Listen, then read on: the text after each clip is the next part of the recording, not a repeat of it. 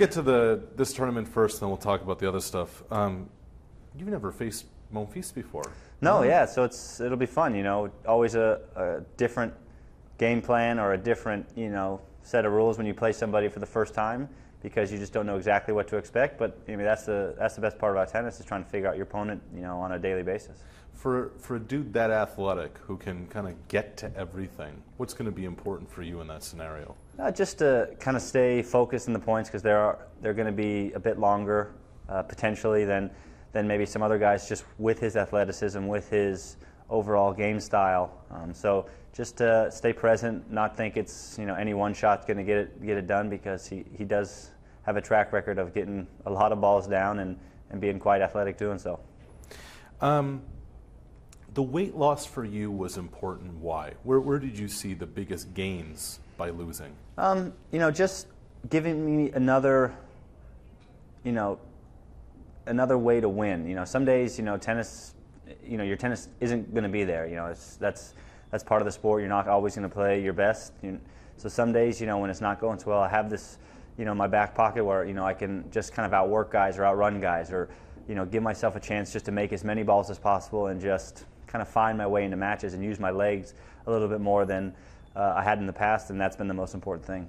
Was that something that was, who suggested that? How did that all come to be? I had, thought about that for a couple of years, and, with my coach, Craig, and my, physio, Christian Locasio, who worked with Marty Fish back in the day, and they kind of did the same thing, and I saw how it turned Marty's career around back in, 2009, 10-ish, after his knee surgery and whatnot. So it just gave me, a little bit of clarity on what I wanted to do, and we came up with a great game plan, and it seems to work. I feel good, feel great on the court. My body feels, better. Everything just feels better. So, overall, I'm super happy with what I did in the off season, and I'll probably look to do a little bit more this off season as well.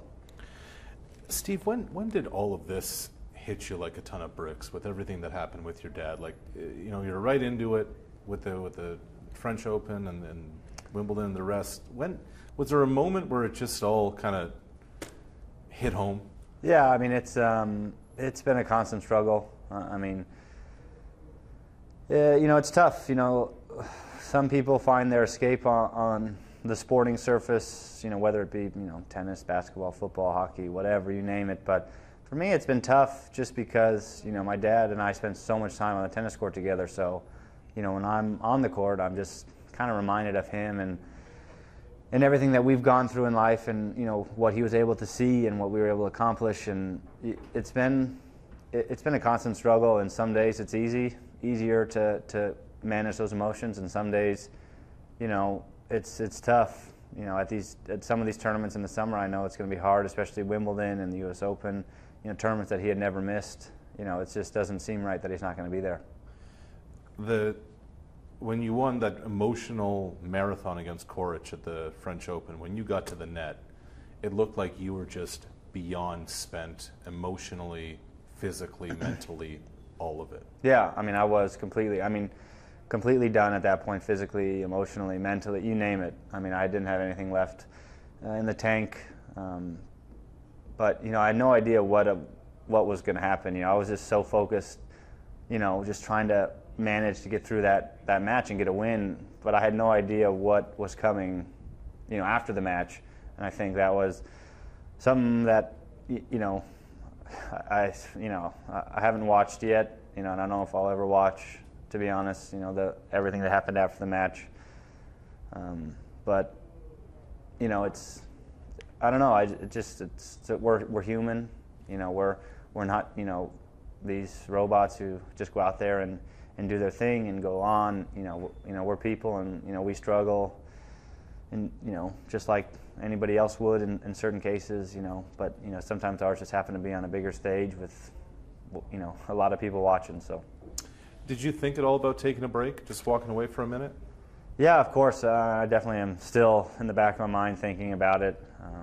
It's just been an ongoing conversation, but I know this is what he would want. He would want me to do what I love to do and do it with my passion and my energy, with lay my heart on the line, and So some days it's easy to be out on the courts, and some days it's hard to separate those thoughts from me trying to close out a match, or me focusing on a game plan. So my mind still wanders in matches, and I think it will for a long time, and I'm just trying to find the best way to kind of overall deal with that. Have you found any secret solutions to that? No, I think I feel a little bit better.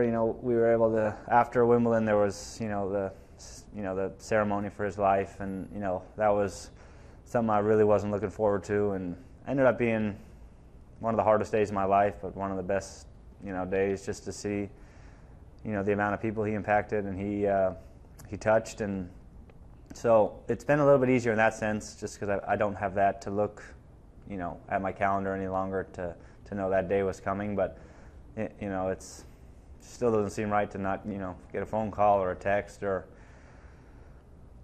from him every day or from time to time after matches. So it's still a struggle. Amidst all this, I mean, you're still on tour, and I mean, life goes on, so to speak. What's your mindset going into hardcore season? Have you set any goals or anything like that? No expectations. I have none for the rest of the year, to be honest. I just want to go out there and just try and make him as proud as possible. Go out there and do what I think I can do best, and whatever happens. So I know I've got a push here in the next month here in the U.S. Summer Swing, and then I got another push at the end of the year in Asia and Europe, and then I'll finally get a chance to step away from the game a bit and really just get back to hopefully back to 100% for 2018.